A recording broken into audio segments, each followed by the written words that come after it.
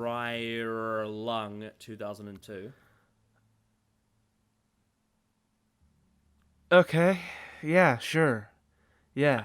I have a very important question for you. Oh, what's that question, Connor? Well, the question is, how do you live with terminal disease?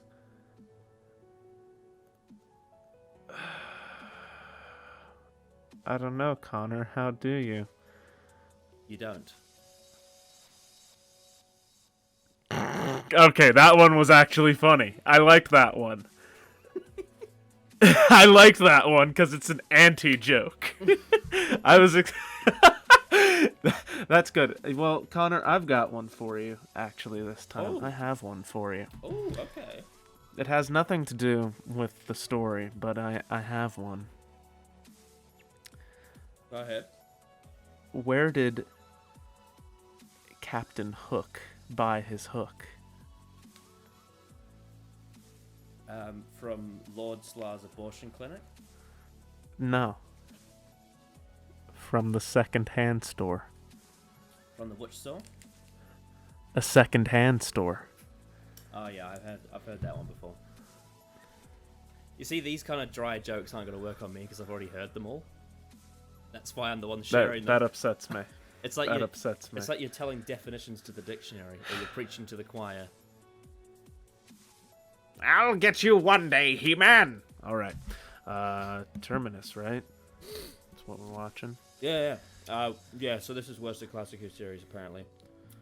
Spoiler warning, sometimes we talk about the show. Also leave a comment about stories to defend against Hellbent. We do those at the end. There is a list on screen of the stuff we've watched so far. And we're, scaling down the right side now. Almost near the end of the 80s. It's gonna just a handful left. Also, if you go to patreon.com/Genesis Avengers Army, there's a link in the description for it. You can get early access to videos like this and many, many other things. So just go check that out if you will, if you want, if you desire, if you must, if you may, if you gay. All positives. Isn't that right? Yeah. Anyway, so 46% of the referendum, Brian. What are your thoughts on that? That's a good question. I think weed should be legalized. That's what I think. Mm-hmm. Yes, I think our existence should be legalized. Because at the moment, Yes. I'm in trouble because I'm breathing. Okay. Anyway, so what were you going to say before? That is also a good question. I don't remember. I don't actually remember what I was going to say. So, oh no, I remember. I was going to warn you. Okay, so you picked me for this one. I picked you because you're the only person I know that likes this story. And maybe Dylan. I can't remember what he said. And the thing is, it's so hard to find someone who likes this story that the only person you found who likes this story because they think it's funny. I just think it's really funny. Okay. I'm just warning you that's why I like this story. Well, I know that Joey thinks this is the worst ever Classic Who story. If it's funny, it ain't bad. That's your standard, Brian. I like it. That's my standard. If it's funny and I can enjoy it, it's fine. Yeah. So, I have a funny feeling that if I like this one, I'm gonna get in big trouble. Probably. Well, I mean, I liked the Space Pirates and I liked Underworld, so I've already broken that barrier. Well, we'll see. We'll see. So, things that I know about this story. It's part of the Black Guardian trilogy. I've already seen Mordred Undead twice and Enlightenment once before, so I know about that stuff. Good. It's Nissa's last story. I know that. That seems pretty good. I know that it's written by Stephen Gallagher, who wrote Warrior's Gate, and I love Warrior's Gate. Warrior's Gate's one of my... Warrior's Gate is really good. Warrior's Gate's one of my favourite Fourth Doctor stories, and I know that's a massive hot take, but I have reasons for that. Well, that is indeed a hot take, but I'm interested to see what you'll think of this one, man. Stephen Gallagher has a perfect record with me so far, so we'll have to wait and see what he does here. Yeah. But I have no idea what to expect. I know that it's it's a bit barren, and I know that there's also... I think I heard Jacob say that there's like universe-ending stakes in it or something, which sounds a bit odd, but I don't know. I'm gonna be real with you, Connor. I've only seen this once, and all I remember about it is it was funny. Okay then. We're going deep into the wilderness in this one. Yes, we are. I'm actually, it's weird because most of these stories I'm just like, oh yeah, I'm sure that'll be fun, even if it's unpopular.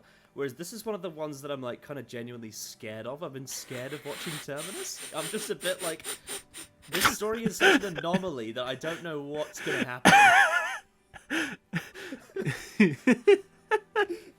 This is gonna be so good. Okay. It's gonna... All right, I'm ready when you are. Yeah, I mean, look. Hey, Black Guardian trilogy. Of what I have seen, I love like Mordred Undead and Enlightenment. You're stalling now. You're stalling now. I thought you said I'm Stalin now. Well, you could be. I don't think so. That's a terrible accent. Please never do it again.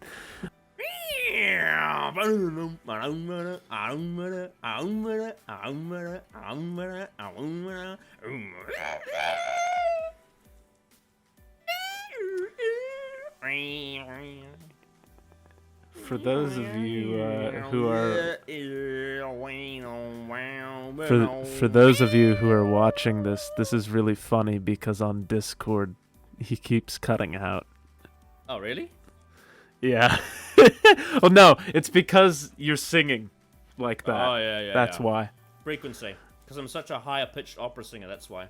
The Black Guardian trilogy is a prime example of gingers not having souls. Yeah. It's thematically deep. No one. I was singing. Not very well, I'm afraid. Shay was singing Won't Sing Matilda's, but he was singing. And that's why Tegan could recognise it because it was Australian. France is so very loud.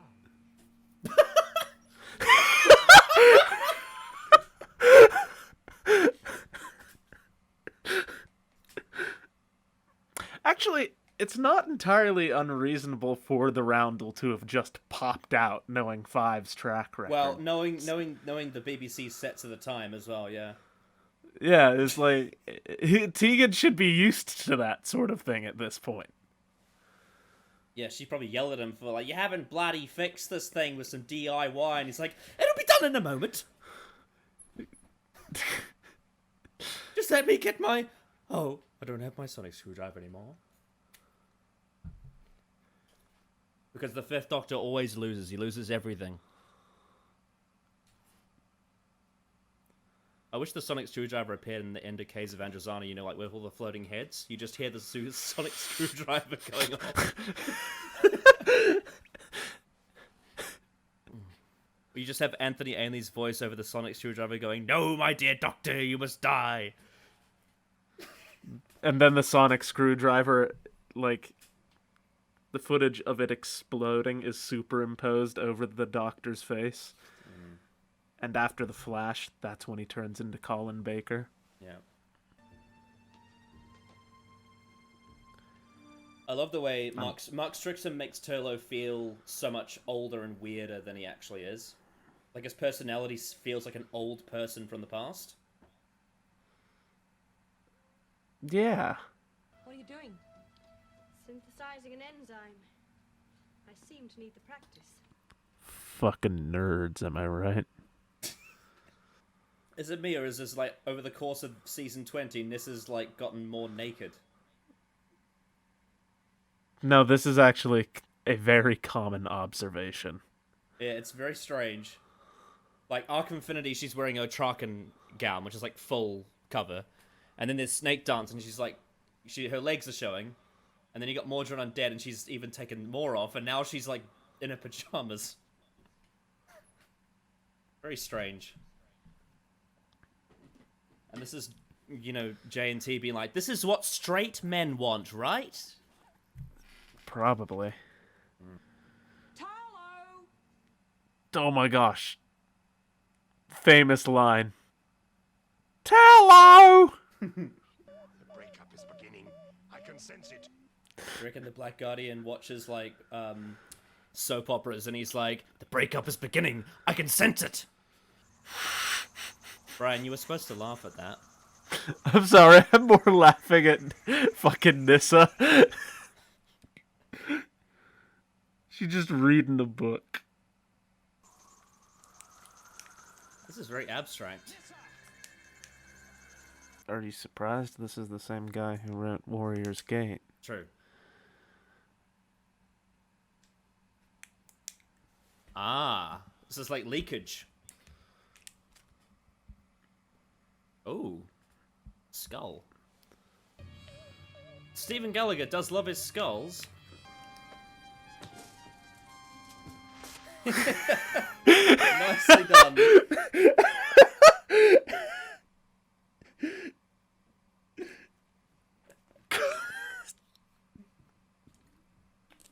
I'm telling you, this story's hilarious. Only someone as quick and fast on his feet, like the Fifth Doctor could have done that.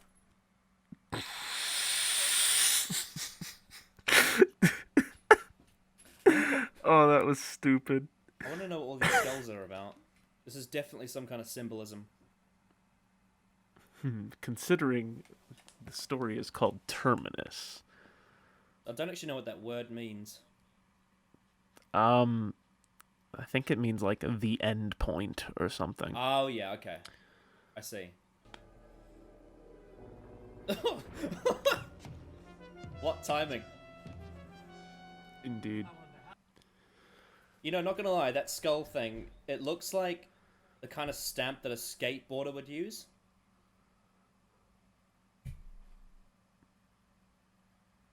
Like in the Tony Hawk's game, you could do tricks like in the air where you go onto a wall and you stamp. Yeah. Yeah. Except it's huge. Oh. Oh, hello there. Those are interestingly shaped, what would you call them? Space helmets. They're kind of atrocious costumes in general. I mean, most deep space stories in Classic Who tend to have atrocious costumes. That's true. Oh, a machine monster thing. That's all right.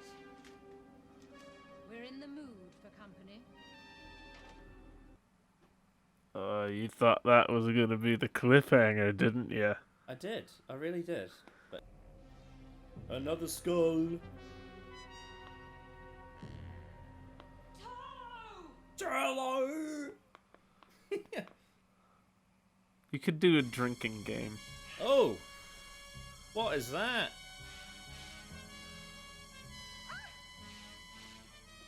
Those are some hands. The Terminus must mean the point of no return. I think Russell T Davies is a fan of this story. They're everywhere. Give me a hand. This is very similar to Utopia in some ways. Like, this reminds me of the, I was thinking more New Earth. Actually, you're right. It is a bit like that, too.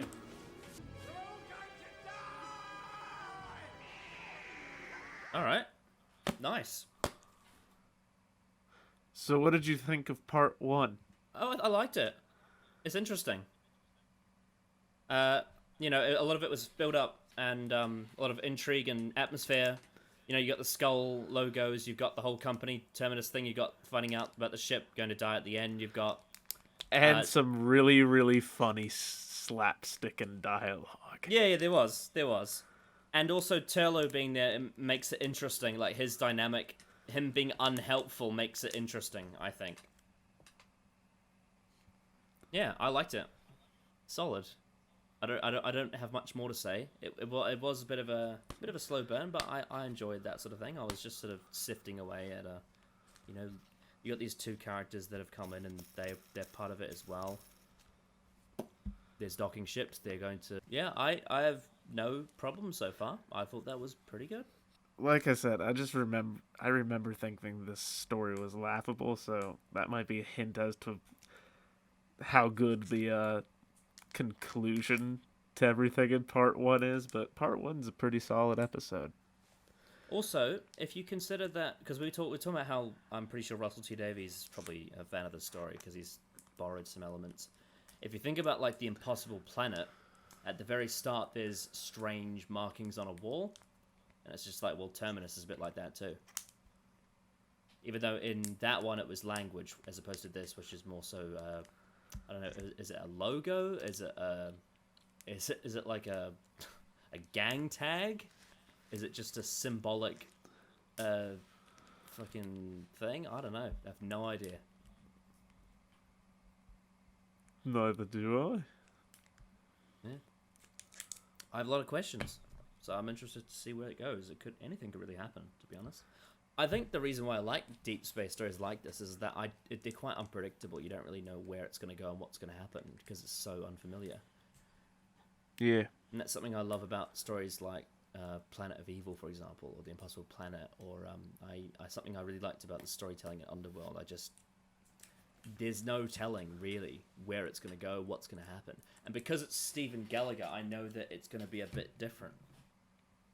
So, no complaints from me. Anything you want to add, Brian, before we move on to part 2? No, I actually thoroughly enjoyed that. Yeah. I really like the Fifth Doctor sort of trying to stop the tempers from being lost. Like, he's just sort of calmly dissecting each situation. He's like, when the guns are being pointed at him, he doesn't raise his voice. He doesn't, get all anxious. He just sort of calmly commands them, "I will help you if you put your guns down." Yeah, that wasn't bad. Yeah.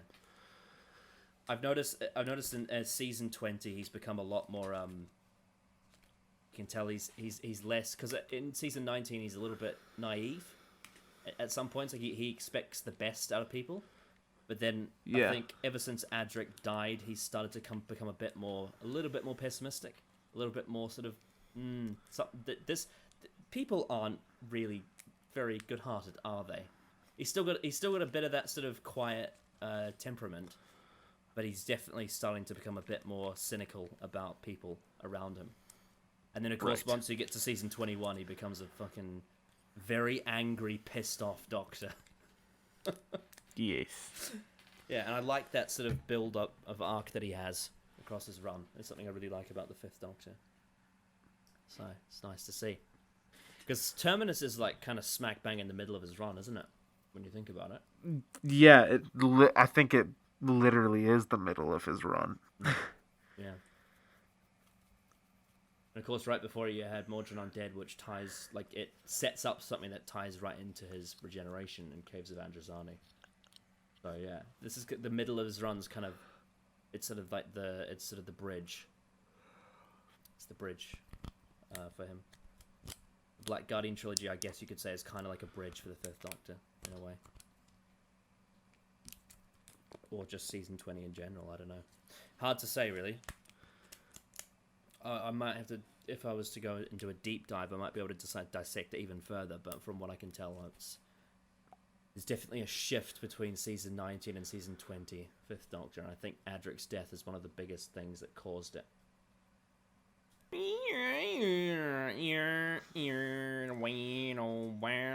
A few years ago, I really didn't like the Fifth Doctor, but now I've really come around on him. That's surprising, considering he was sort of Tennant's influence, I guess. Yeah, well, I used to go with the sort of the bandwagon take that he's just bland, but then once I really sunk my teeth into his era, like in chronological order, it all started to click together. and I started to see details that I didn't notice before.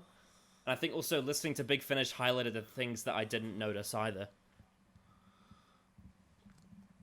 So, in other words, Big Finish good.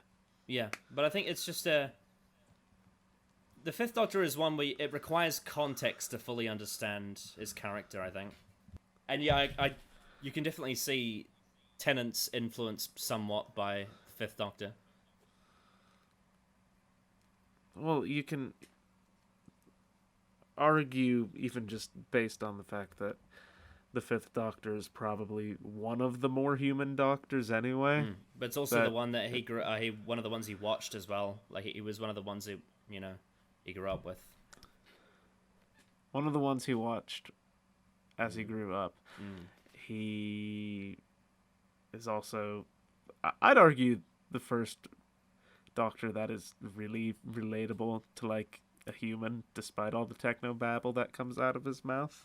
Yeah. Sense of grandioseness that's even in Troughton's Doctor, that's in all 4 of the first Doctors, and then Davison's just a guy trying to be nice and failing every time he tries. Yeah. Well, I love the idea that he doesn't possess the charming, manipulative, or charismatic traits of the previous 4, and therefore he has to work a lot harder to get people on his side. And that's something that you can compare between Revenge of the Cybermen and Earthshock, is that the 4th Doctor in Revenge was very easily able to convince people on a ship to follow his command, whereas in Earthshock he tries to do the same thing and it doesn't work, because he's not as convincing. Yeah. And therefore, because of that, more people get in danger, more people die, and he has to suffer more. I love the fact that he starts his run saying, it's going to be absolutely splendid, and then he just suffers for 3 seasons.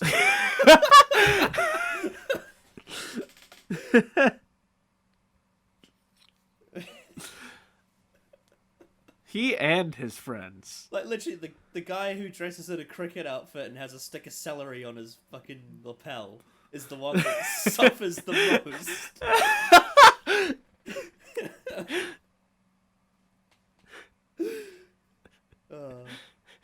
He just starts off, it's going to be splendid.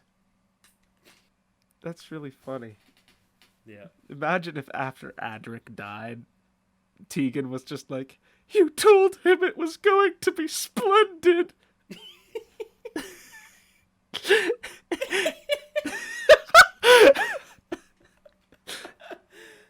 And he says, but it was when I won the cricket. It's going to be splendid. Oliver has eyelashes like a goddess. That would be quite uncomfortable climbing a ladder in heels, wouldn't it? Yes. Yes, it would. Glad we're not women. I mean, women don't have to wear heels. Oh my god, I knew you were going to say that. Brian, you fucking chauvinist. What's that in the middle? It's penile cancer, and it's absolutely splendid. It's going to be absolutely splendid.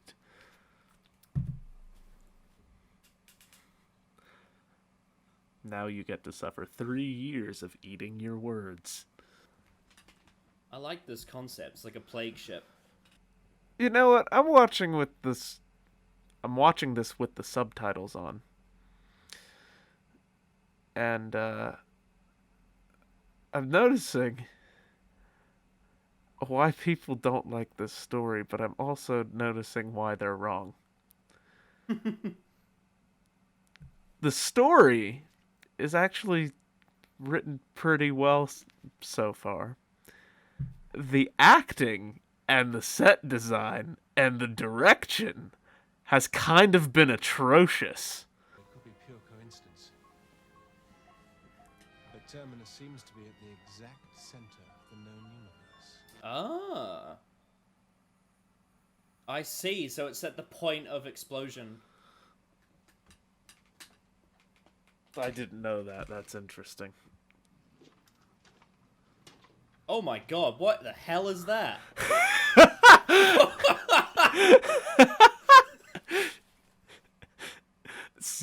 This story just gets weirder, Hang on. it's hilarious. So that looks like if you wore jewelry on your entire body. This story gets weird, and it's fucking funny. Okay. Sterilize. I kind of like this. I want to know about it, but I'm like... I have so many questions. This is so bizarre. Oh, I feel- dude, you don't even know the fucking half of it. They're like space plague doctors. Mm. Yeah, you got. Yeah, they are. They really are.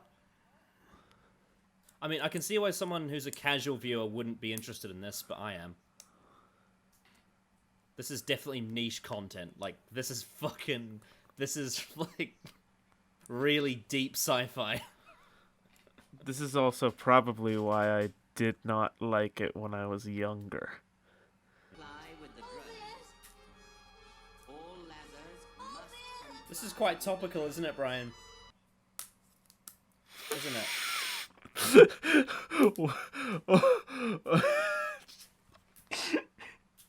I'm sorry. I was not expecting that. Brian, I have the hots for deep space mythology, it must be said. That is a subgenre that I greatly enjoy. What do we got in here, boys? It's the blue fuck from Series 6. Doctor Who. Oh, yes. Oh my god. Oh, yes, Amy. Whoa, what is that? Is that like a vaccination? Bittersweet. Oh! Is that like elixir? Maybe. That dialogue, though. It's a sweet taste of life. Look, All right, Valgar. Only my pride damaged. I love the way these people speak. It's so weird. They're so, like, honest, but they don't realize how funny they sound. I told you, the story gets weird and it gets funny. There's blood on it. Call off. My mind went to a totally different place. Yeah, when you said that. Honestly, I was thinking there's probably some sick fuck out there that's made fanfiction where he sniffs that skirt. Thankfully, that's not what happened. I was talking the line where he was like, "There's blood on this skirt." Oh, uh-oh. Yeah, for a second I was worried we were gonna have a moment where Doctor Who did that, and I was gonna be like, "That's why people don't like this story." Oh, here we go. I've seen a picture of this before. Oh yeah, the space furries. Stephen Gallagher does love his furries. Yes, he does. More spots of blood. Brian, why did you have to bring that up? Now I can't stop thinking about it. I thought he was gonna lick it for a second. I was Oh, like, God, like, no! And he's just like, yep, blood. Definitely blood. A positive. Ah. Blood control!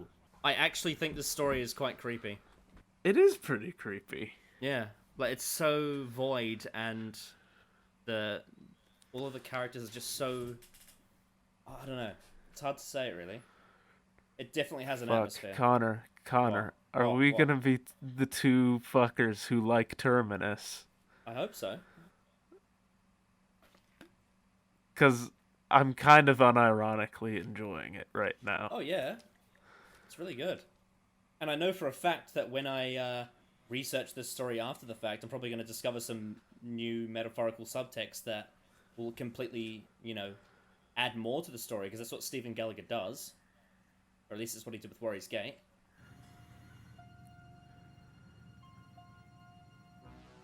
The center of the universe.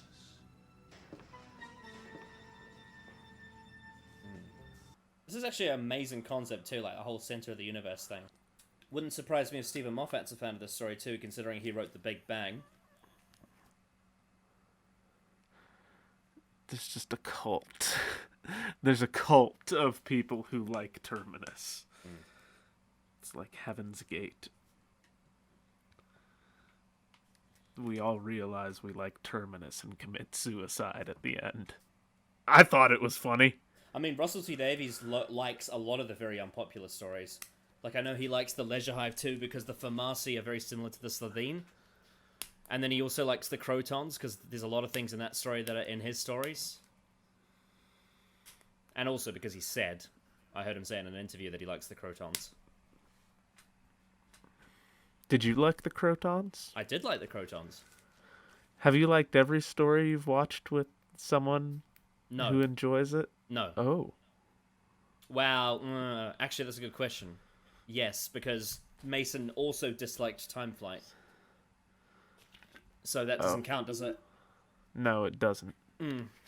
I think I liked everything else. Yeah, alright. So, again, another solid episode. We got some, like, world building with the plague doctors. Garm. It's basically their job to throw people that are plagued out, really. It's quite dark, isn't it? It's pretty fucking bleak. Like, Nissa's literally in a concentration camp at the moment. When you think about it. At the center of the universe. Because she caught an infection. Shit. Yeah. Yeah. Also, yeah, that whole scene where Nissa, they like, the other guy, I can't remember his name, is it Oliver? Yeah. Like, when he finds out that she's infected and he realizes what has to happen to her, but then he has to look away because her pleas are, like, really excruciating for him because he wants to save her, but he can't because he knows that she's infected, so she has to go. This story's fucked. Yeah, the only part of the story that's a little bit filler is the Tegan and Turlo bit. I think they just needed to find something for them to do, so they just threw them into a, walk through a thing and where the sterilizing is. But that's not a bad thing. It just kept... Well, it's also not entirely pointless because by throwing the two of them together, they have to build trust.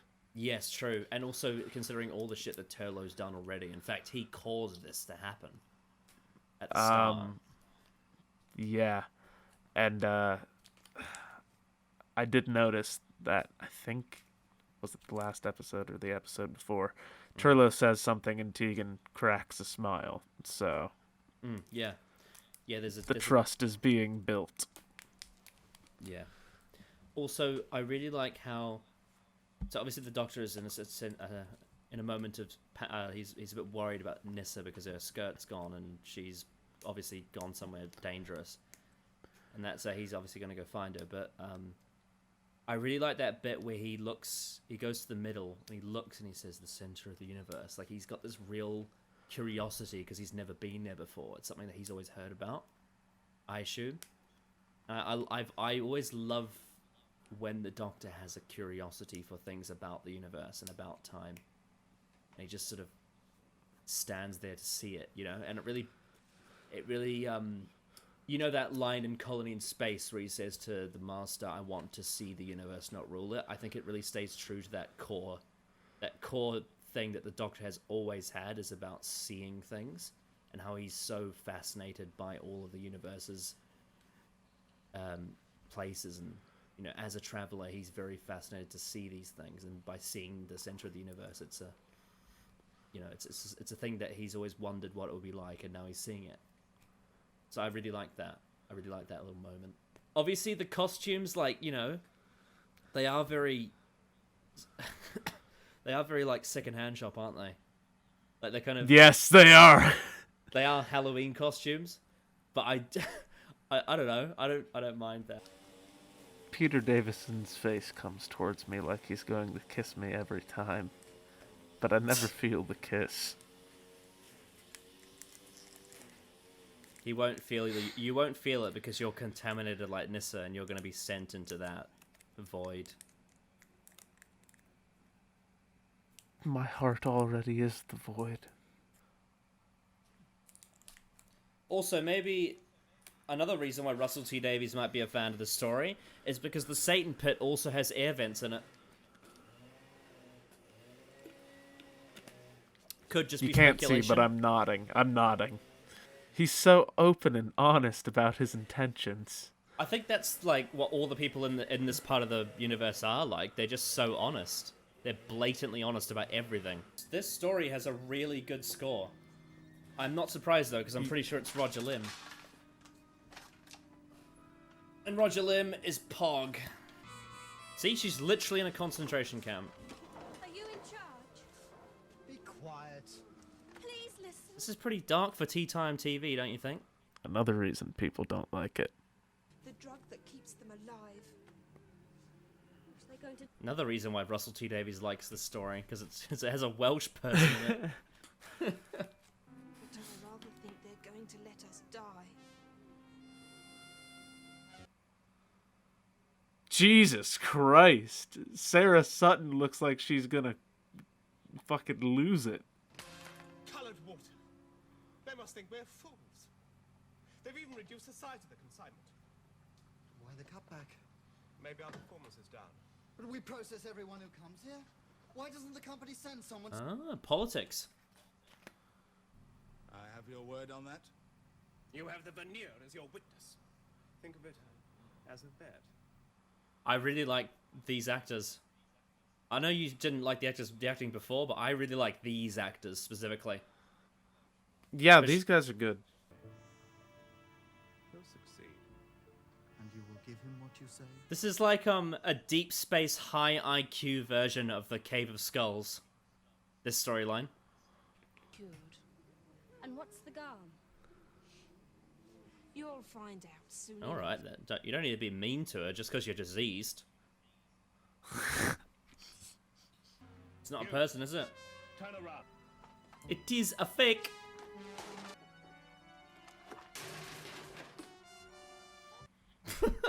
That was a bit of a strop. Ah, Oliver. He has eyeliner. Oh, Nissa, poor girl. I'm just admiring the color of that guy's crystal. Tegan, And the color of celery. The colour of if you had Turlo's to kill hair. someone, could you do it? Oh, what a question. But cold-bloodedly. You're weird, Turlo. What a subject to bring up. And that, folks, fits into the theme of blunt honesty. There you go. This way. On the cold ground. Jesus Christ. Dude, this story is fucking dark. This story is... Wow. Basically what Stephen Gallagher is trying to say is that the center of the universe is haunted. The center of the universe is fucking cursed.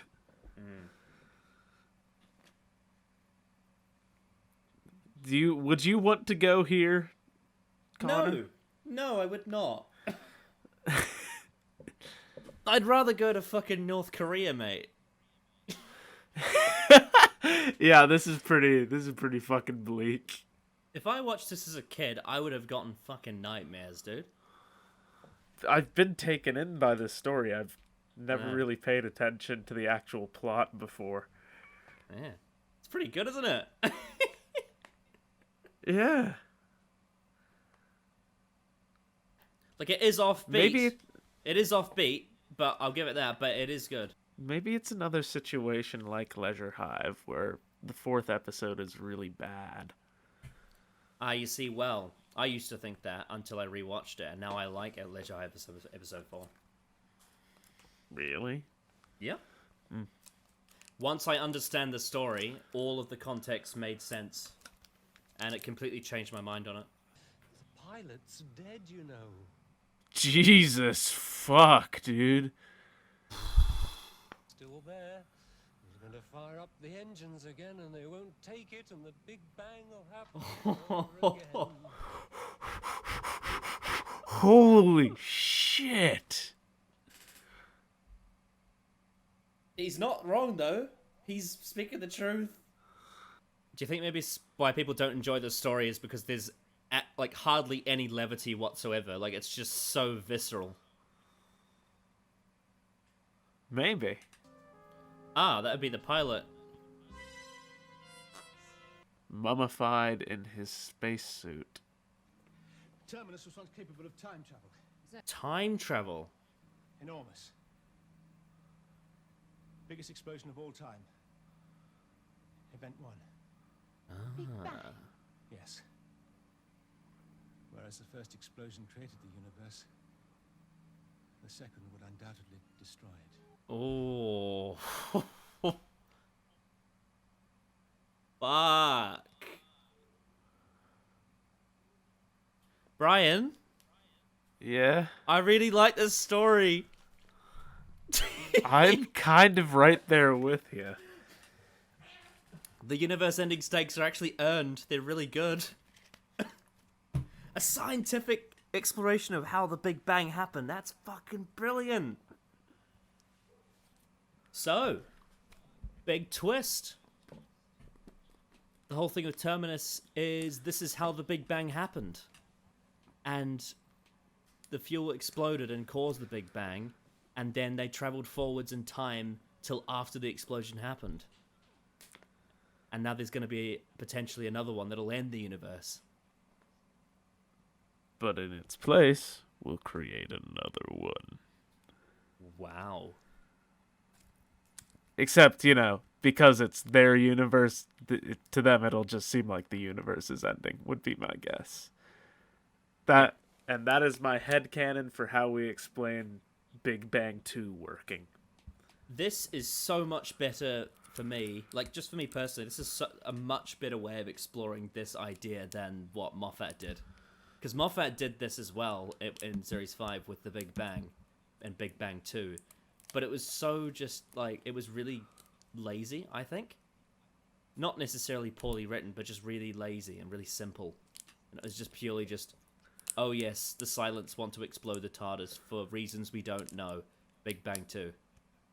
And then eventually you find out that the reasons are absolutely bullshit and make no sense. Whereas here, Yeah. it's an actual scientific discovery of how the Big Bang happened the first time, and then finding out it could happen again, and that's the crisis. That's pretty fucking solid. Yeah, I man. really hope part 4 is not that shit. Well, and on top of that, it's not just that. It's also the fact that you've got this plague, and you've got this concentration camp with Nissa, and they're like, oh, this is how you're going to get cured. And it's really fucking dark and bleak and scary. And then you've got Turlo asking the question to Tegan, if you had to kill someone in cold blood, could you do it? Tegan's like, no. Well, actually, maybe if it was to defend a friend or myself. And Turlo just goes, But what if it was but in cold really blood? just in cold blood. You're weird, Turlo. That's so funny. That's so funny. Yeah. But I loved the scenes where the guy with the mustache, like he says he tried to get the cable but it burnt him. And then he's basically waxing lyrical about he basically talks about what's going to happen before the Doctor finds out. And everyone's just like, oh, he's delirious, but he's actually speaking the truth. And then you've also got dissension in the ranks as well. There's like a political story in the background going on where you've got these slave workers that are doing this for a company. And then one of them questions the other one's leadership, and then they set each other like a challenge. And then, there's a lot going on. It's a good story. It makes you wonder if it can be wrapped up in part... For some reason, I think part 4 is going to be really shit. Well, I don't know. We'll have to wait and see what happens. But Maybe that's the... I'm really We'll on see. board with this. I'm really on board with the story. Yeah, I am too now, actually. I came in here just expecting it to be funny again, and I'm actually really invested this time. Uh-huh. Well, I'd say there's about a good 5% of it that's pretty funny. Yeah.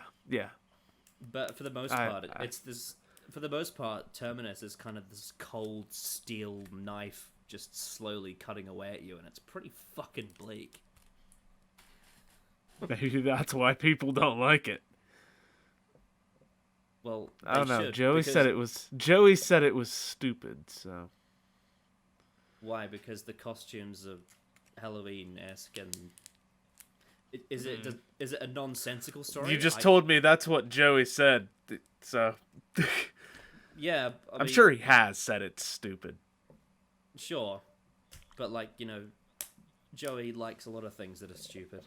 No offense to him, but he does. Like Doctor Who. Well, not all Doctor Who is stupid.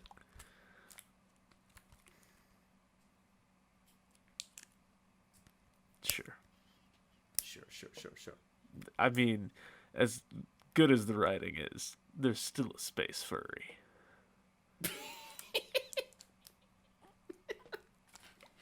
What have you got against space furries? Oh yeah, also, so that means all three showrunners like this, because Chris Chibnall must like this because of the furries, because there's a furry in his era. Oh, Russell T has furries in his era too. Do you remember the cat people? That's true. He does. Wow, Russell T Davies really does love this story. And still my soul suffers because he never kisses me. God. Peter Davison, if you're listening, I need your sweet lips. So, we've got some of the biggest stakes of all time in the entire show. And all I can think about is Tegan screaming into my ears.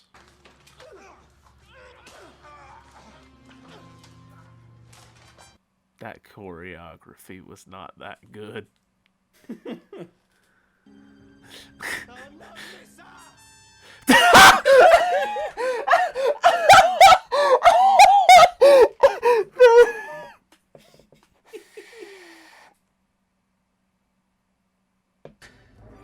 Oh, the skulls are back.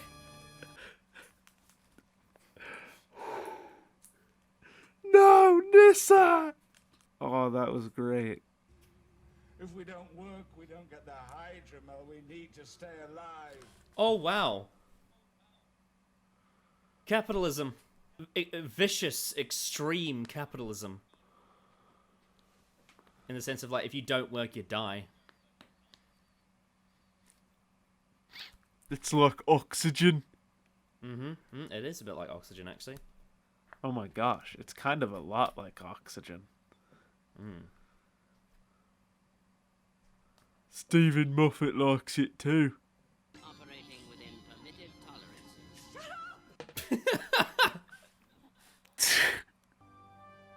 Ah, that's the bit that Zach was talking about.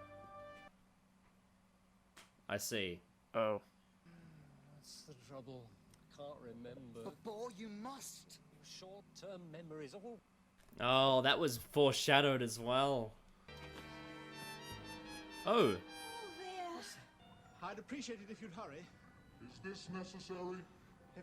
Yes, very necessary, sir. Oh, I like that. Terminus Incorporated only control you because they supply you with hydromel. But if you produced your own... If the company would send troops, they destroy us. With the current reputation Lazar disease has, would any sane soldier come here? Of course they wouldn't. I've found a weakness in this company's authoritative nature. Yep. You all think it's time for a little chat. Sorry, that guy's just so pure. It'd be good to see the TARDIS again. And Tegan? Yes, well. And you're a very brave person. I wish you every luck.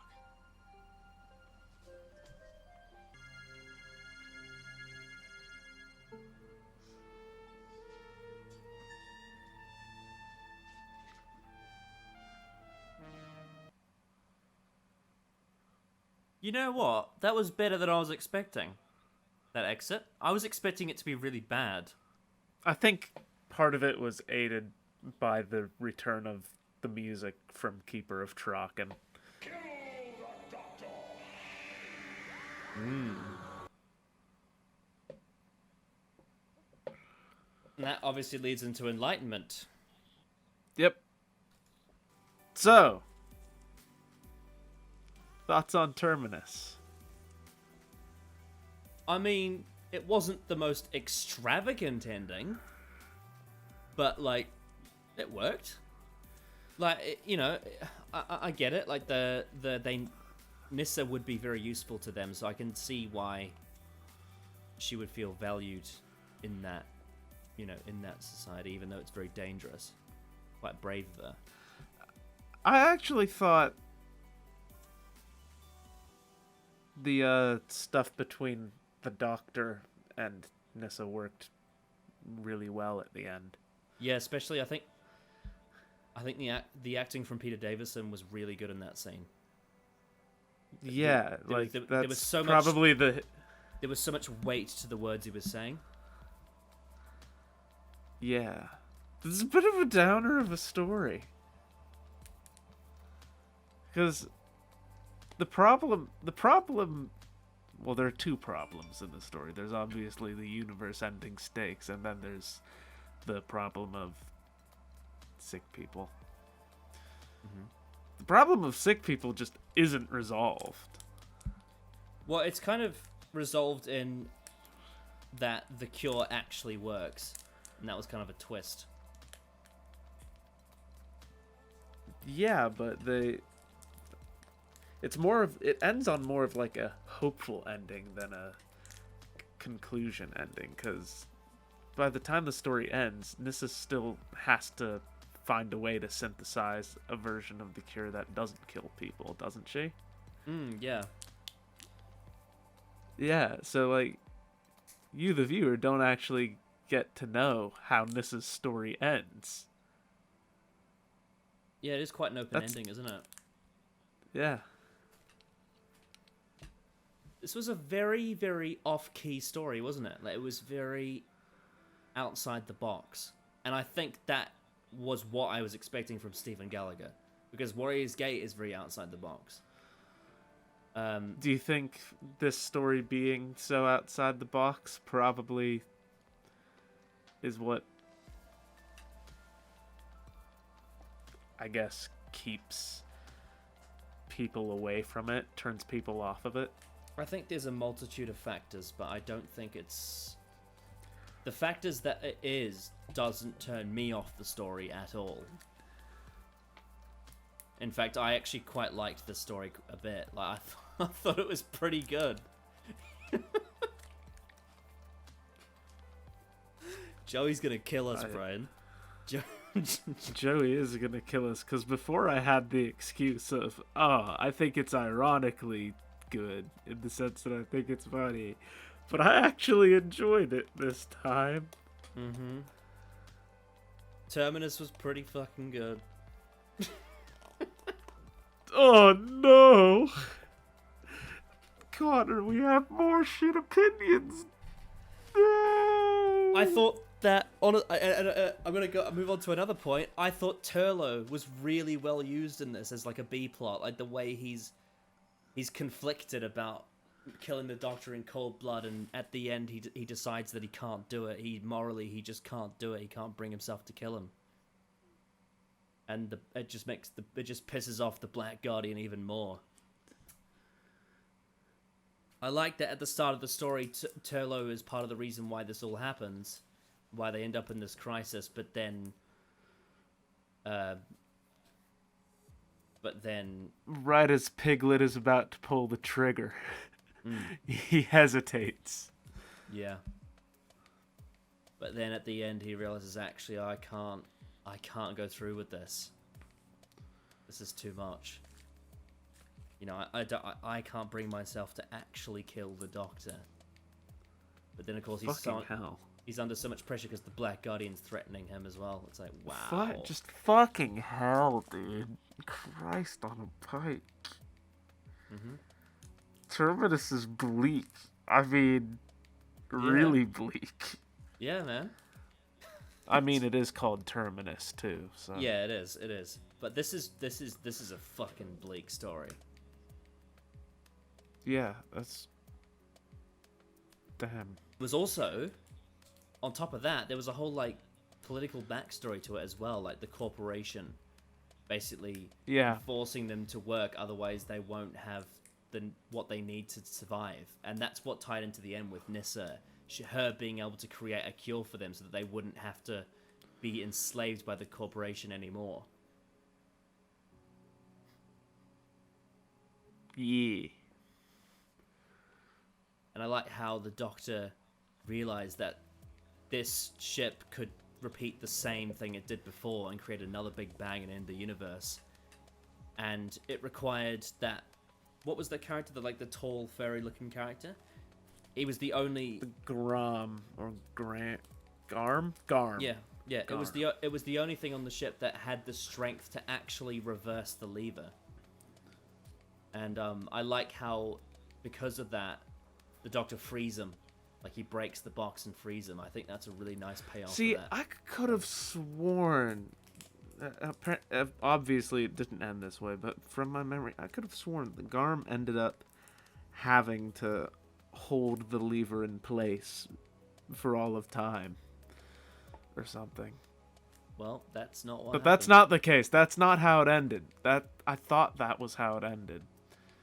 But I was wrong. I would have done it that way. Like, obviously, Terminus has a few, like, iffy moments. You know, like, there's the bit where Oliver turns around and sees the empty cuffs, and he's like, "No, Nyssa!" That was pretty good. Also, Connor. Yes. The Garm is a space furry. Mm-hmm. That in of itself is an iffy moment, in my opinion. One step away from space whales, all I'm saying, and I fucking hate space whales, man. Well, I tell you what, Terminus, I think, is far better than the Beast Below. I'll say that much. I will agree with that. Mm-hmm. How the fuck do I call out Mason here? Mason doesn't like Terminus. Mason, you're a conformant. No, he's There. not. He's not a Yes, he conformant. is. No, he's not. Mason likes a lot of unpopular things. He's not a conformant. Shh, shh, shh. For the purposes of this, he's a conformant. God damn it, Connor. Why do you have to ruin it for me? Because your arguments don't make sense, though. Ah, I didn't realize I was sitting with Callum. Anyway, so back to I'm Terminus. an asshole. But anyway, back to Terminus. I honestly thought it was pretty fucking good. Not gonna lie, I thought that was a really good story. I really enjoyed it.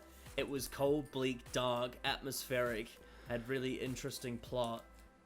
It was very outside the box.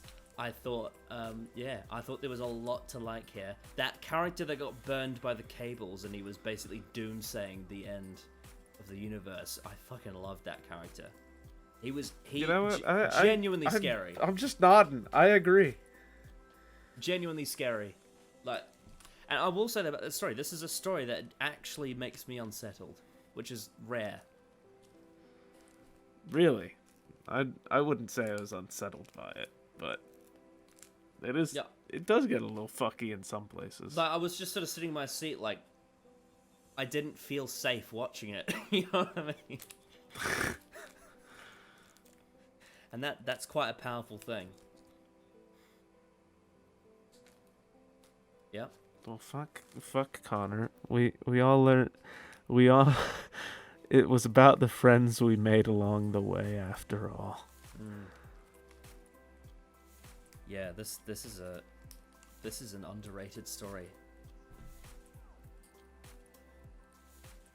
This And is the definition of an underrated story because nobody fucking likes it. Oh yeah. Well, I mean, it's like also the whole thing of, because these people, this society is, before, as you have to assume, is like pre-Big Bang, right? Yeah. So it's like their whole culture is so different to what we would even understand about the bloody universe in this show. I love the fact that they are so brutally honest. That is one character trait that it stems across all these people, is that they're all just so brutally honest, because it's almost like they don't actually have the culture of lying. It's almost like I feel like there is some metaphor in there, because it's so apparent across the whole story, and then it also ties in with Tegan as well, how she's so brutally honest with Turlo, that has to be part of it. It's way too common to be a coincidence that is not a theme in it, because I think it is about honesty. It probably is. The issue is you don't have like anyone to actually confirm or deny this, because nobody else gives enough of a shit about Terminus. Also, there's another thing I really like. Nyssa comes from Traken, which was a place of tranquil peace, and she ends up in a society that is the absolute opposite of that. Oh, dude, it's like the Fifth Doctor suffers nothing but devastation. Mm-hmm. Nyssa goes from Traken to this place, to Terminus. Yeah, that's fucked. That's fucked. Yeah, man. And retroactively an allegory for the real world. Stephen Gallagher somehow also ties this back to because season 18 obviously has the entropy arc. Warrior's Gate was part of that, but obviously the beginning of the universe is the beginning of it all, and the entropy follows after that point. And so, in a way, you could tie that into Nyssa, in the sense that she starts out at the tranquil point, and then the chaos begins in her life, and then ends here. It's fucked, man. It's so bleak.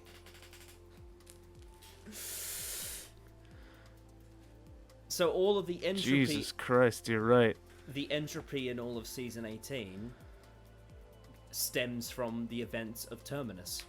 So this is a retroactive bit of storytelling. My God. Yeah.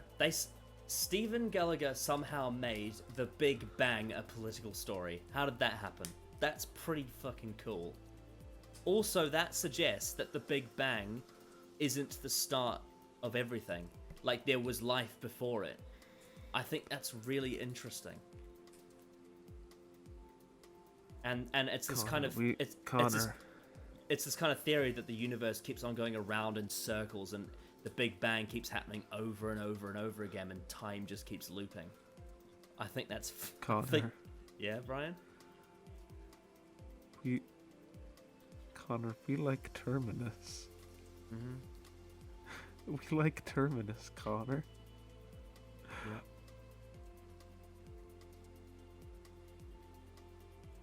What is the point of living anymore? if we like Terminus. I have a fork, Connor. I'm about to Heaven's Gate this shit. Jesus Christ, bro. The way you're speaking is about as bleak as the story. That was the point. That's the joke. It was the end point.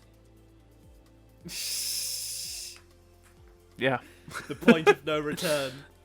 The point Terminus. of no return. It's And called so, Terminus for a reason. if we go on this theory that it takes place before the Big Bang, does that mean that it takes place at the end?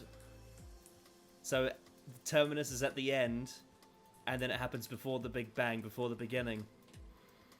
And so time just loops around in a fucking circle. Wait a minute. Yeah, no, because, like, that pilot met his Terminus. Yeah. You could say. Like, this could purely just be an interpretation, but did those people come from the end of time? Like, the end of time in the universe, to loop back around to the start? And the entire Big Bang is just a fixed point in time in a causal loop that just keeps happening over and over and over again.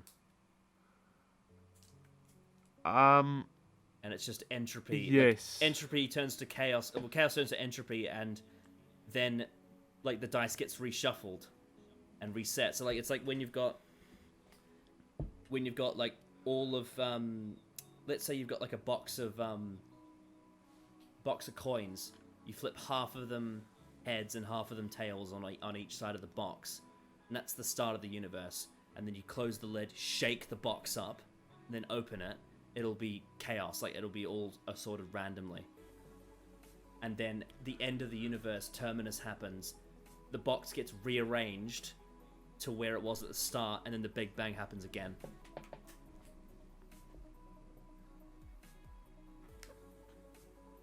What the fuck?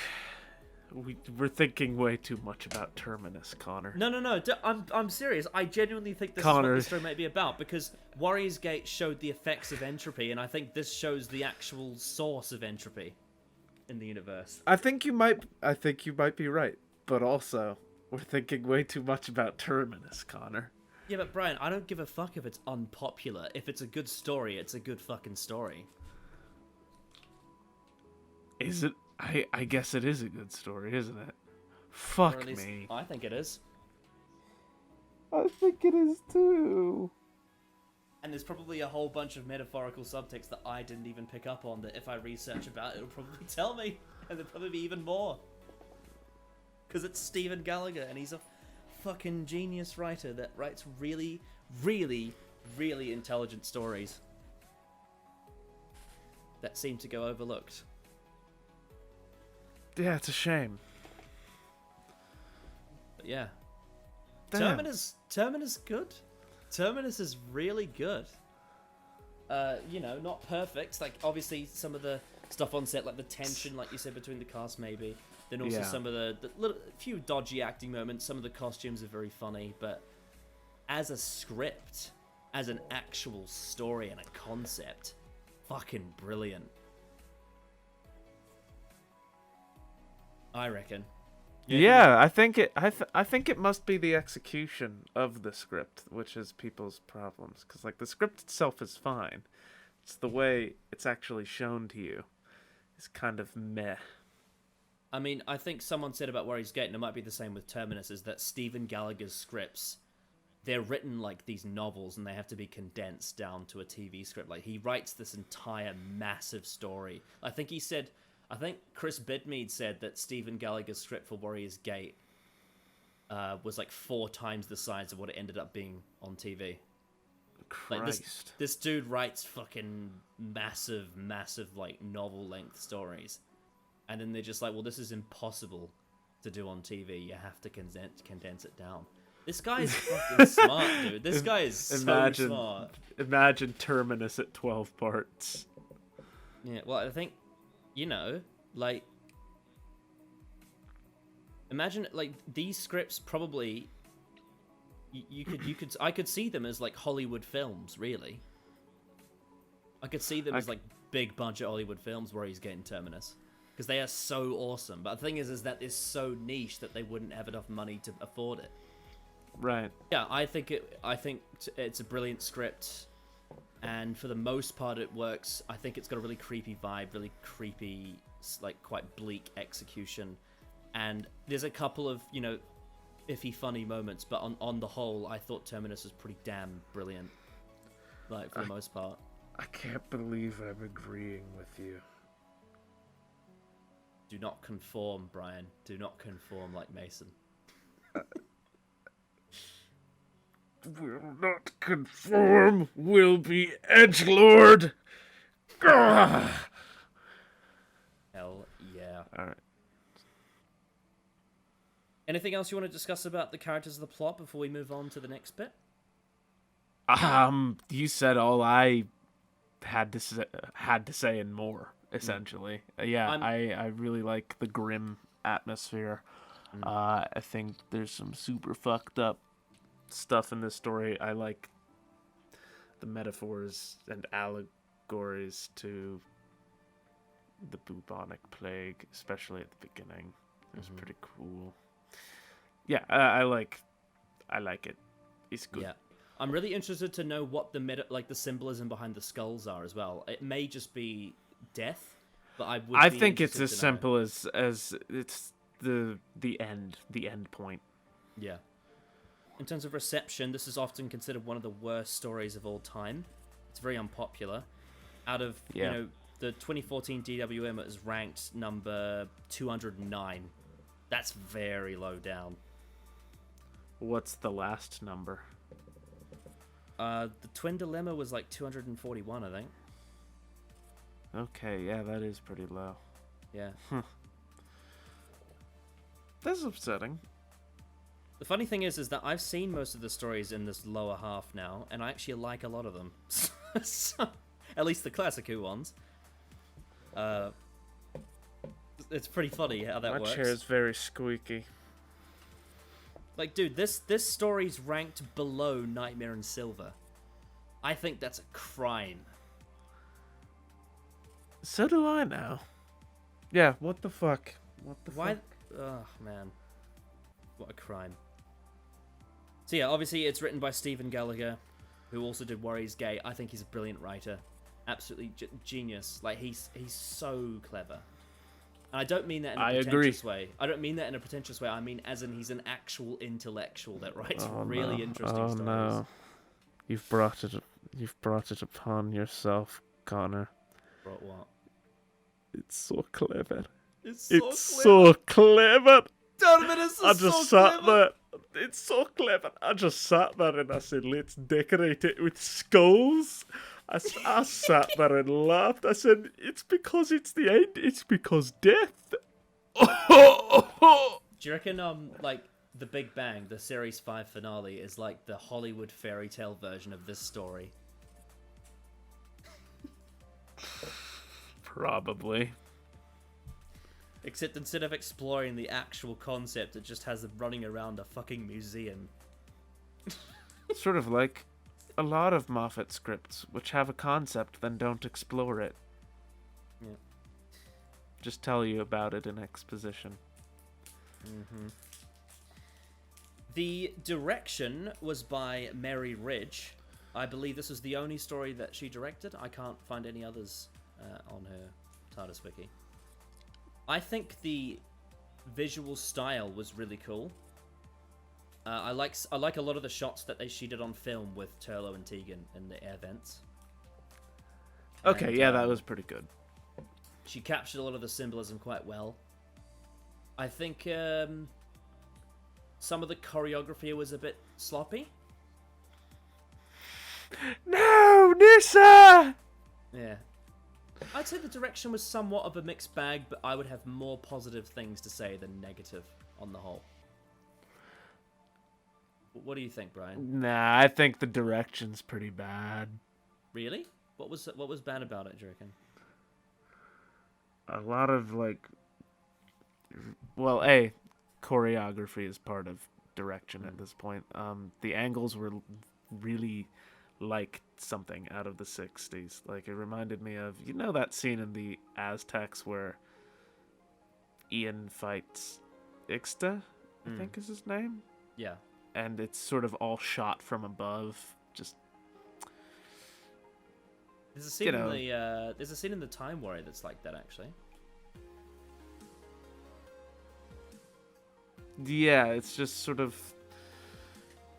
a remnant of that, which I'm not particularly fond of that when it's done in the 60s, and I'm even less fond of it when it's done later on.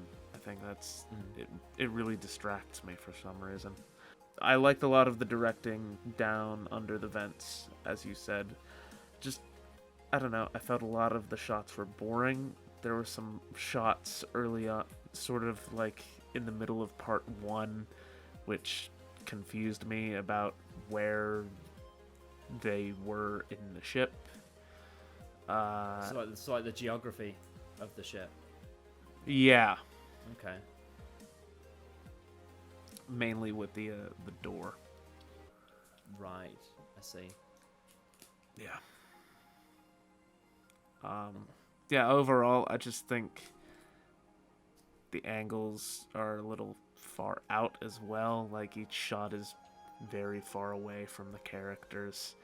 I don't know, it just feels very much like watching a stage play.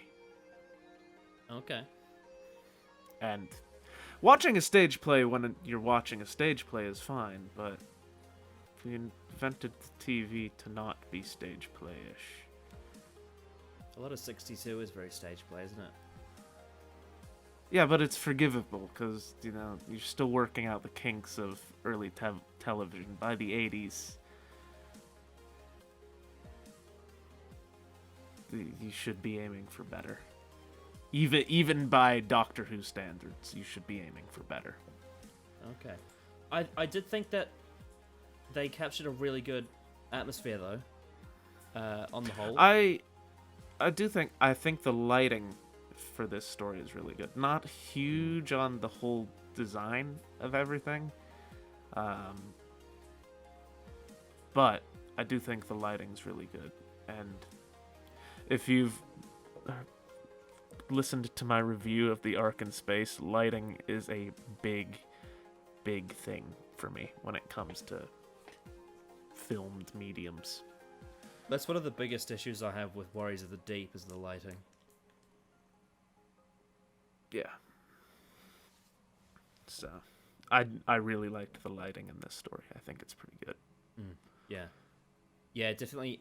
The tone I would use, like, for the way it was, the sets looked in the lighting, it was very metallic. It was quite cold, like cold hard steel. Yeah. Gave you sort of this cold, grim vibe. Like there was everything, there was hardly anything organic aside from the characters. It was very void of flesh and sort of flesh. I'll tell you what else I did like. Other than the helmets, I did like the design, the bodysuits on the guards, I guess. Yeah, it was interesting. It was like weird blend of like this sort of old mythological look combined with this very futuristic steel. Yeah. You know, it was interesting. It was a very interesting Most contrast. of the costumes in this story weren't particularly good, and I'd argue that the whole hood on bulky bucket helmet, that really doesn't look good. But But just I do like the how, suit is really cool. I do like how, though, they use the contrast of something from mythology, which is very deep in the past, and then the setting being very futuristic. It very much ties into what the story is trying to do with its concept, and it gives you visual indicators. Yeah. Obviously, it's cheap, but I mean, as in like an actual design choice, I really like it, creatively speaking.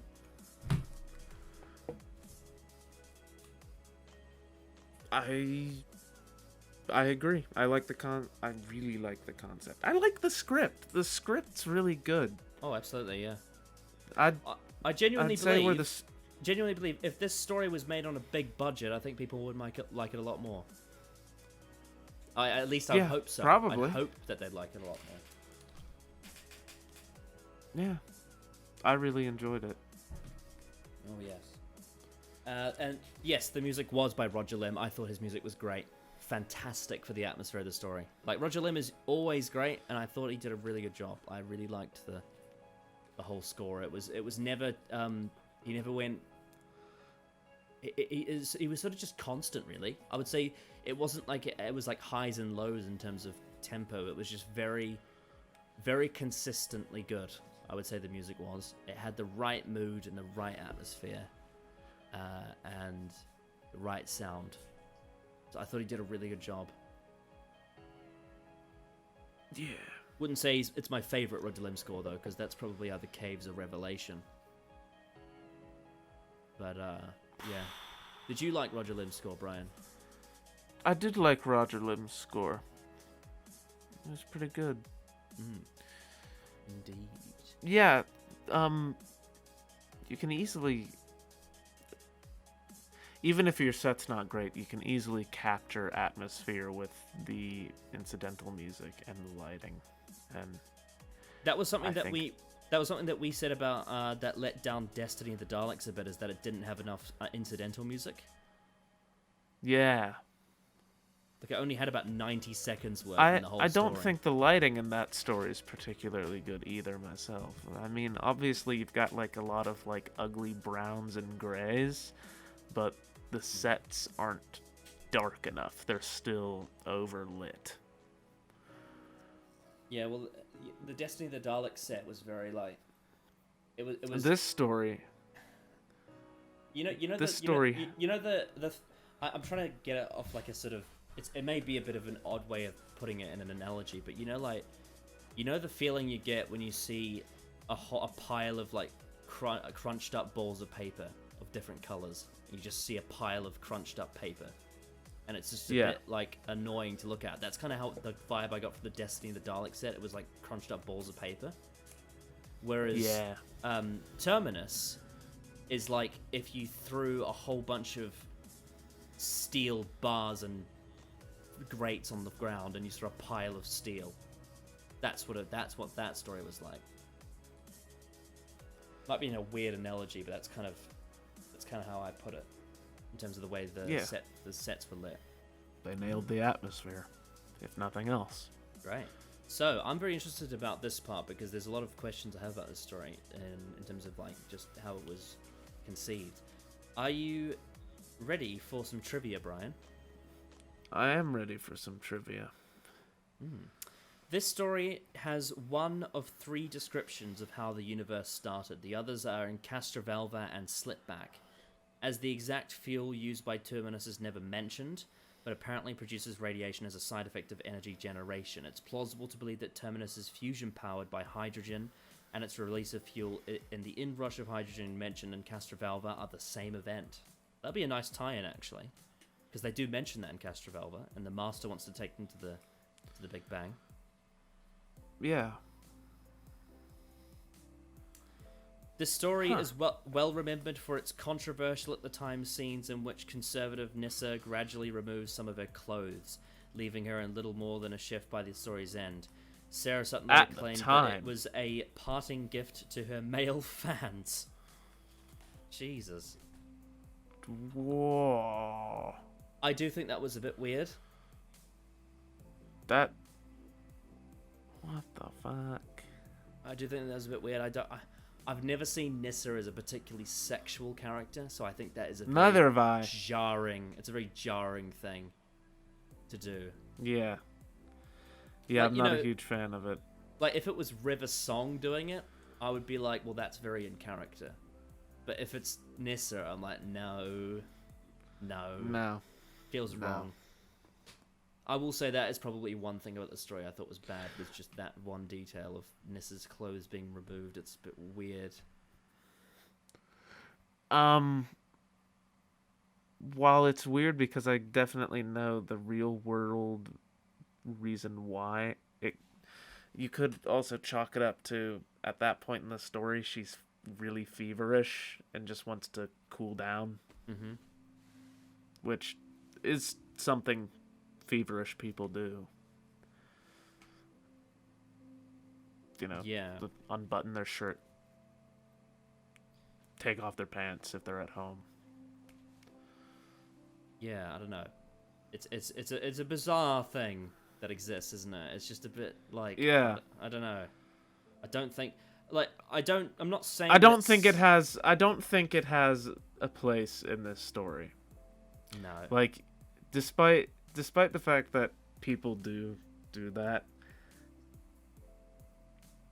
it's just an aspect of realism that it doesn't really add anything to the story. So why is it there? Oh, here we go. Now here's a good bit of trivia. Strangely enough, despite the grim tone of the story and the themes of disease and death, it is the only story from season 20 in which no one dies. Oh, shit. You're right. It's a bit like Fury from the Deep, actually. Yeah. Oh, no. You're gonna get a ton of shit for that comparison. Just for the record, I do think Fury from the Deep is better than Terminus. Just for the record. for legal reasons.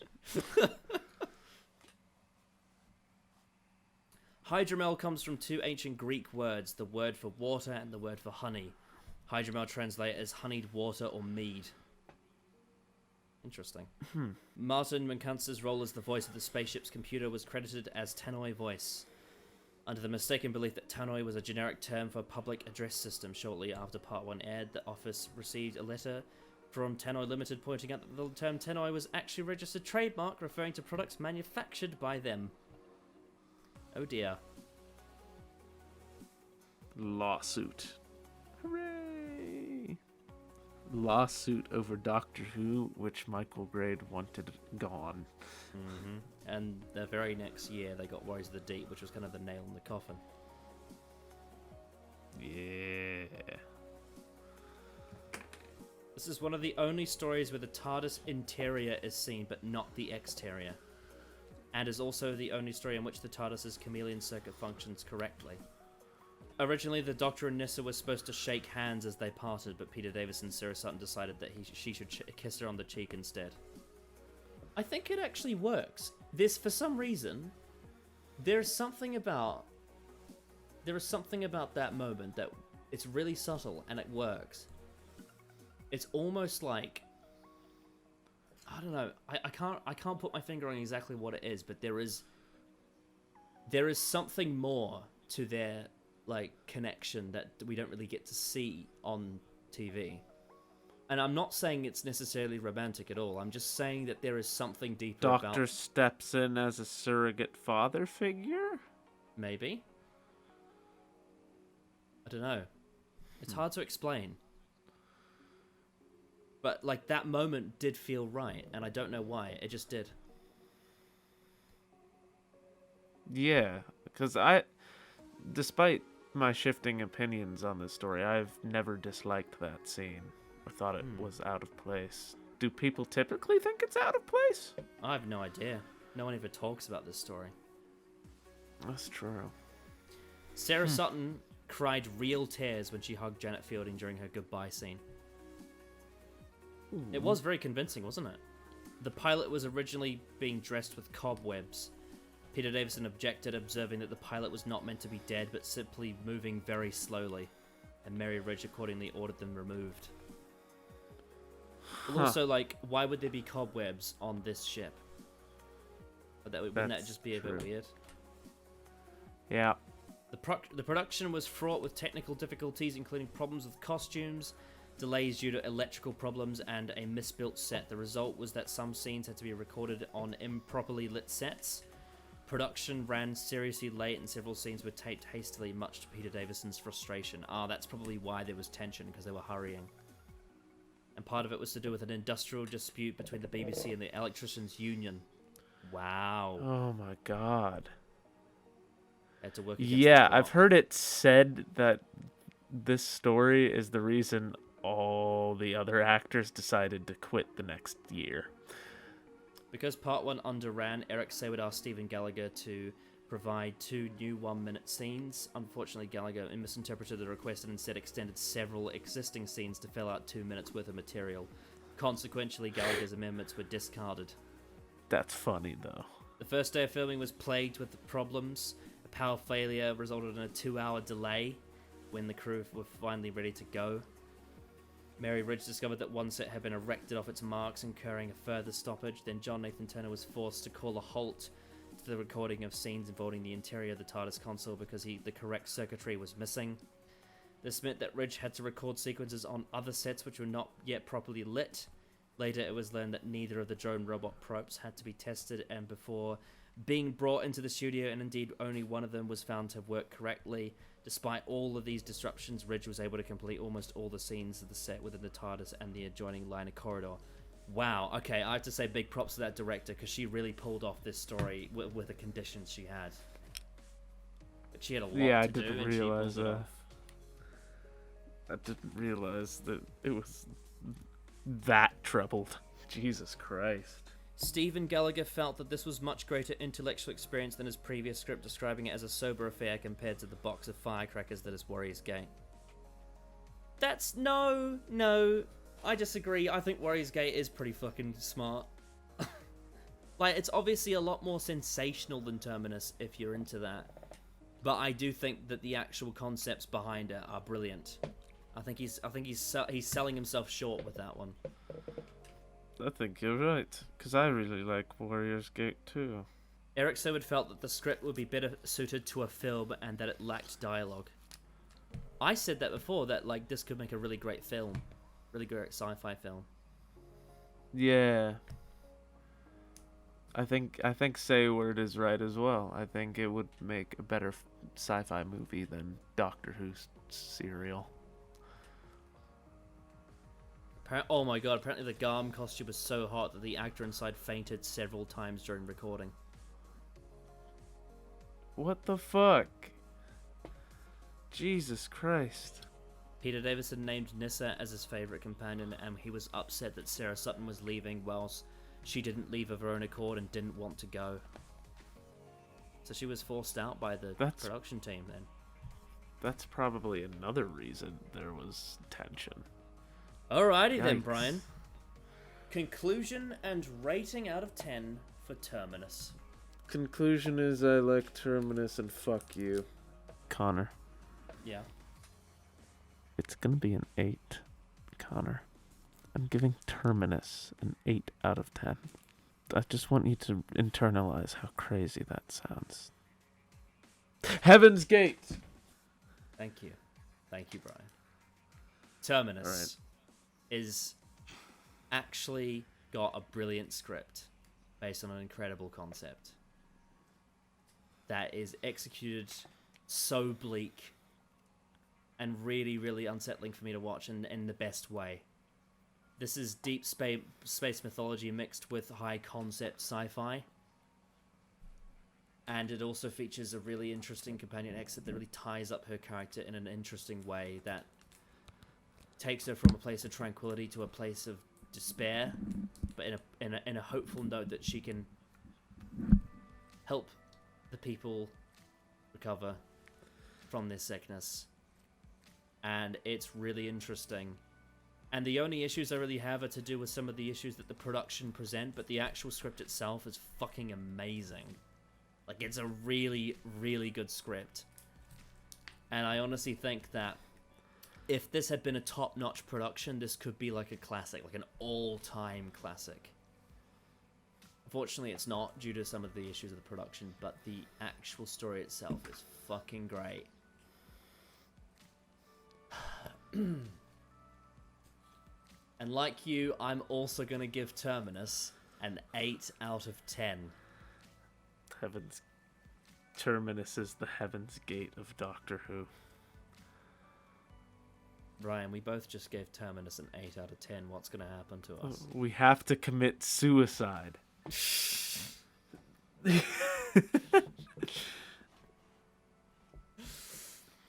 There are so many people I know that think this is drivel.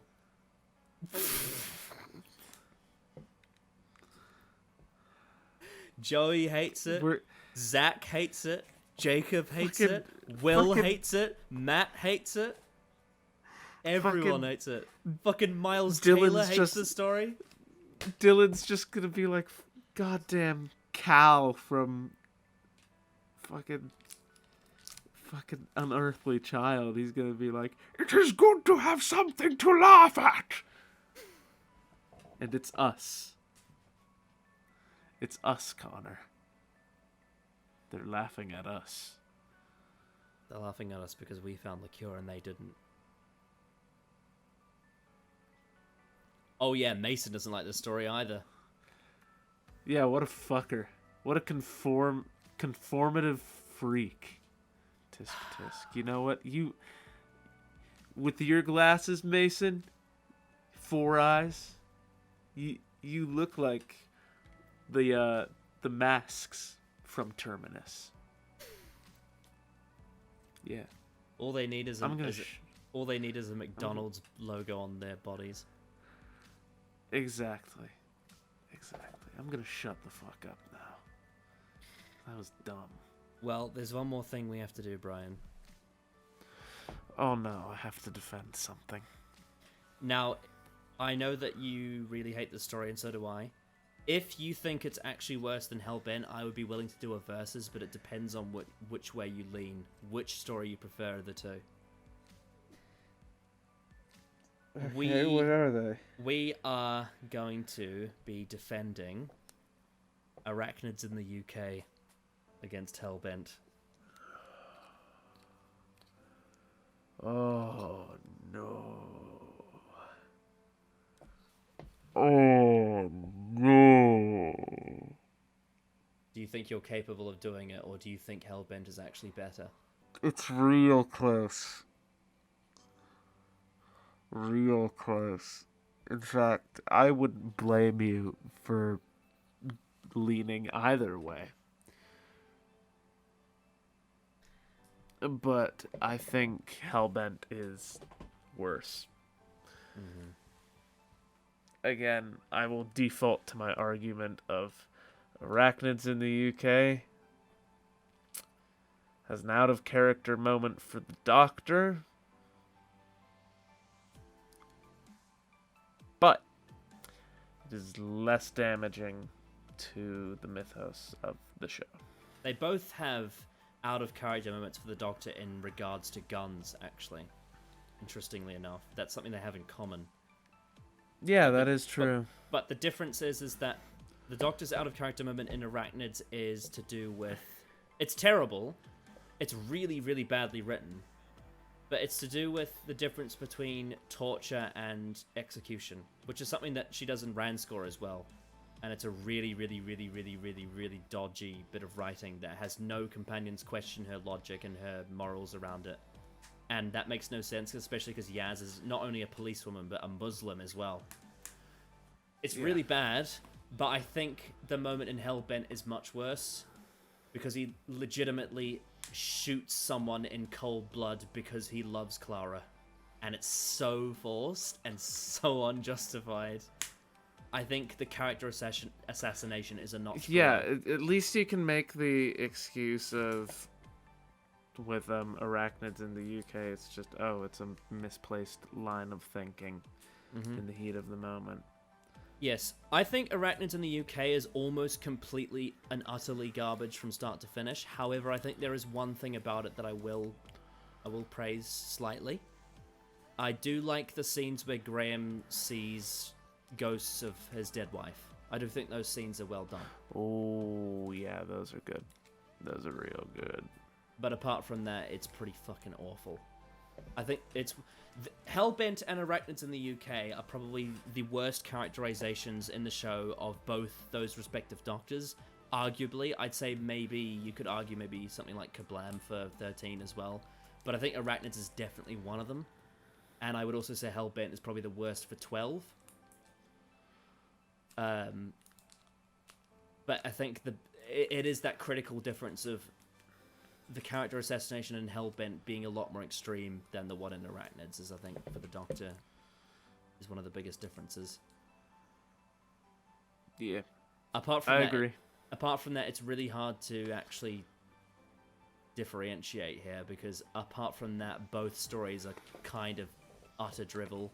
Like with Arachnids, you've got the fake Trump character, which, to be fair, you know, the actor's kind of funny bad, but the actual character itself is so... It's such a misfire. But then you've also got in Hellbent, you've got, you know, Rassilon being a bitch and terribly characterized. Yeah, they're both... I don't like either. I think they're both some of the worst Doctor Who stories there's ever been, but I think Arachnids is slightly better. I concur.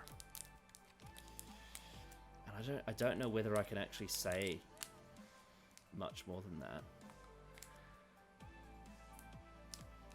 I don't have anything else to say more than that. Well, that is our defense of Arachnids. It was short and sweet, but that's all I've got. Brian. Yes. Thank you for coming on here and witnessing. You're very welcome. Witnessing the underrated Terminus. And the greenery of Peter Davison's celery. Next time. God damn it. God fucking next time. Can't believe it. Like, Next time, God, why?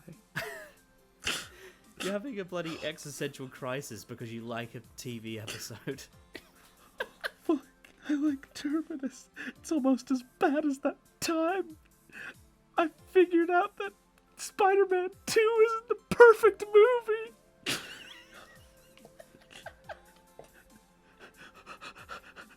I'm going to lay in bed for 4 days straight and not move.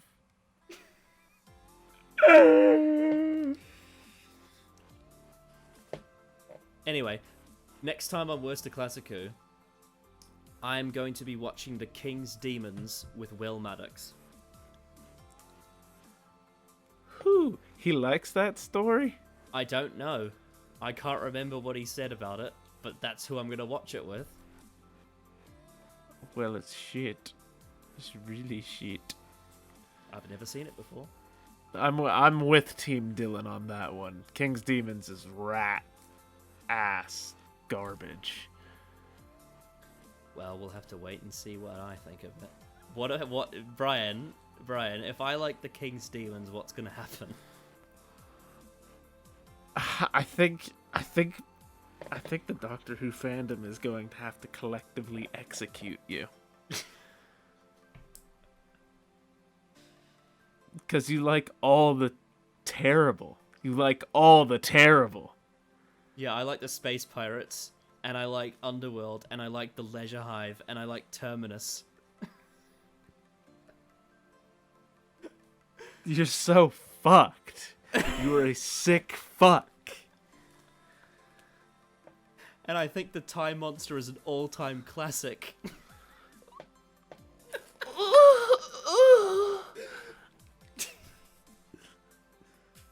No. So does Mason. Mason likes Time Monster, doesn't he? Yeah, Fuck you, Mason. He did the video Fuck with me. you. Oh my god. I'm surrounded by fools. But the twist is that you are also But one. Because of I'm Terminus. the true fool because I like Terminus and Destiny of the Daleks. I think it's so funny that you went into this thinking that you only liked it ironically, and then you came out of it actually liking it.